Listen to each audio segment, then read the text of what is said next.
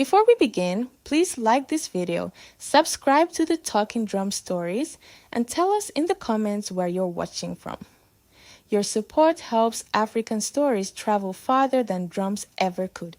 Now sit back, relax, and let the story speak. Anyone watching from a distance would have thought the wedding reception was unfolding exactly as it should. The music was loud, the guests were laughing, the dance floor was full, but the bride stood alone. Her hands were folded in front of her. Her smile was fixed, frozen in place, and across the dance floor, her husband was dancing closely with another woman dressed in white. That woman was not the bride. She was his best friend. People clapped, people cheered, some even whispered how close the groom and his friend were. Only one person stood still, the bride. Her name was Zainab Adeyemi. And to understand how a woman could stand alone at her own wedding while another woman danced with her husband, we have to go back. Zainab had always been described the same way. Too quiet, too gentle. She doesn't know how to fight. If someone cut in front of her in a queue, she would step back. If food she didn't order arrived at a restaurant, she would eat it quietly. If a mistake happened at work and her name was mentioned, she would accept the blame, even when it wasn't hers. Zainab had been trained to believe that peace was more important than truth. That training came from her mother. A good woman, her mother often said, does not make noise, especially in marriage. Marriage to her mother was the crown of a woman's life. So when Kunle Adeyemi asked for Zainab's hand in marriage, her mother rejoiced. "Hold him tight," she told her daughter.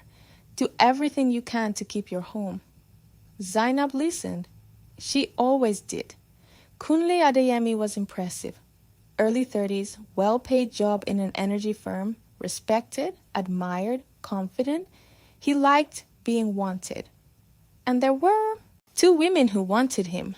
Zainab, quiet, patient, obedient, and Morayo, bold, outspoken, exciting. Morayo had been in Kunle's life long before Zainab. Everyone expected Kunle to marry her. When he married Zainab instead, people were shocked. Some even joked quietly that Zainab was the wife on paper, while Morayo was the wife in practice. Zainab heard those jokes. She laughed along. She always laughed along. Morayo never disappeared after the wedding. She showed up everywhere. Dinner dates, Sunday afternoons, airport arrivals. She always had a reason. I was nearby. I was bored. I just missed my best friend. Kunle never stopped her. He liked the attention. One Valentine's Day, Kunle came home smiling. He had bought Morayo diamond earrings, a brand new phone, and flowers with a card that read, "To the one woman who truly understands me." For Zainab, he bought a blender. When she asked about it, Kunle laughed. "You're not materialistic," he said, "and you've been complaining that we need one." Zainab smiled. That night, she cried silently in the bathroom. Morayo was bold, too bold. She made jokes she shouldn't have. "Marriage has really calmed you down," she once told Kunle, laughing. "If it were me living here, this house wouldn't be this quiet." Zainab looked at Kunle, waiting for him to correct her. He laughed instead. "She's just joking," he said. "Don't take her seriously." So Zainab swallowed her pain. Again. Then came the wedding anniversary. Zainab planned everything herself. Candles, Kunle's favorite dishes, a table set with kar. She wanted one evening, just one. The door opened, Kunle walked in, and behind him was Morayo. "She just needed to eat with us," Kunle explained quickly. "She's avoiding her mother." Morayo smiled and sat beside him. Zainab felt the word no rise in her throat. She swallowed it. Dinner was painful. Kunle and Morayo laughed. Shared memories Zainab wasn't part of. Then Morayo tasted the food. "It's nice," she said sweetly. "But next time ask me for my recipe. Kunle prefers mine." Kunle hesitated, then shrugged. "Yeah, Hers is better?